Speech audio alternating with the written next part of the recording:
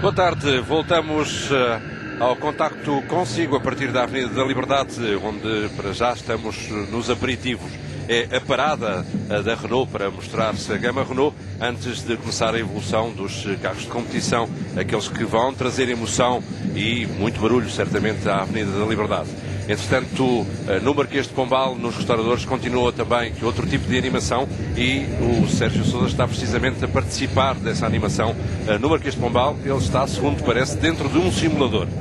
Precisamente, Jamila Barros, boa tarde mais uma vez. Existem várias formas de experimentar o paddock, o emocionante ambiente de Fórmula 1. Isto é um simulador da Renault, tenho estado aqui a testar o circuito da Interlagos, o próximo precisamente que irá decidir o Campeonato do Mundo de Fórmula 1. E a verdade é que já percebi por que motivo é que sou jornalista e não piloto profissional. É de facto complicado conseguir estar em cima dentro de um carro de Fórmula 1. Toda a gente irá experimentar nas duas zonas, nos dois paddocks, um no Marquês de Pombal, o outro na Praça dos Restauradores. Para além desta situação em que temos muitas pessoas a experimentarem precisamente o cockpit e o simulador de Fórmula 1, temos um outro aspecto, a chamada Pit Stop Challenge.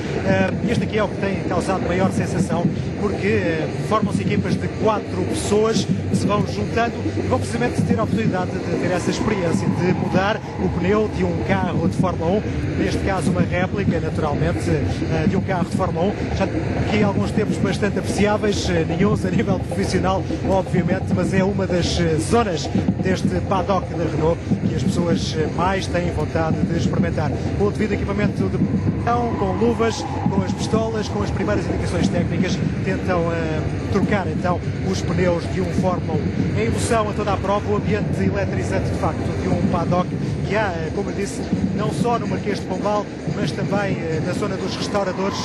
Duas possibilidades também para quem quiser experimentar a Fórmula 1 e um outro banco vivê-la por dentro.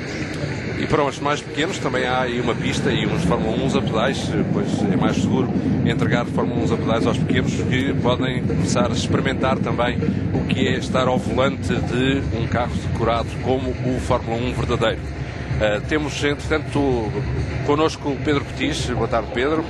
Ele vai nos acompanhar-se ao longo desta tarde para falar também sobre o que vai acontecer, e vai acontecer muita coisa depois de terminada esta parada que vai subindo à Avenida da Liberdade. O Sérgio estava num simulador. Pedro, é muito diferente estar num simulador ou num carro a sério, não é? Sim, a versão é completamente diferente, ou seja, deve ter entendido, mas é uma boa forma de praticar para os pilotos. Os pilotos já se encontram alheios à pressão, às forças G, e conseguem estar completamente concentrados no volante, por isso é que os simuladores são usados para se praticar antes das provas reais.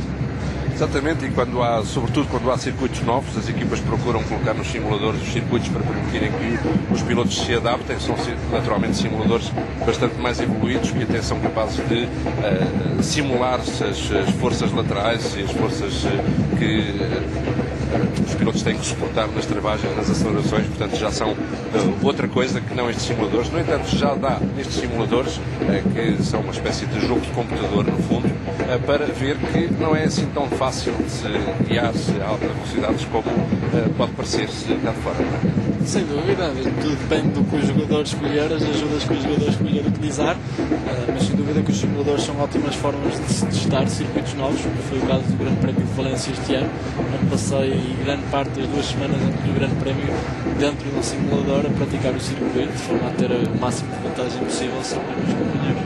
Pois é, os simuladores também servem para isso, para os pilotos profissionais perceberem como é que são os circuitos e ganharem aquela familiaridade que pode depois permitir-lhes ganhar os 10º segundos que são decisivos.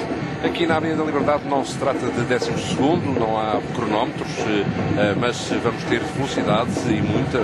Vamos ter uma aproximação àquilo que é o ambiente de corridas de alto nível, como são as corridas do Megane Trophy, como são os grandes prémios de Fórmula 1, e já referimos anteriormente que esta é a primeira vez que o centro de Lisboa tem um carro de Fórmula 1 a rodar-se nas suas ruas. O mais próximo que tinha estado de Lisboa tinha sido em 1959, a 23 de agosto, houve o Grande Prémio de Portugal que foi ganho por Stirling Moss.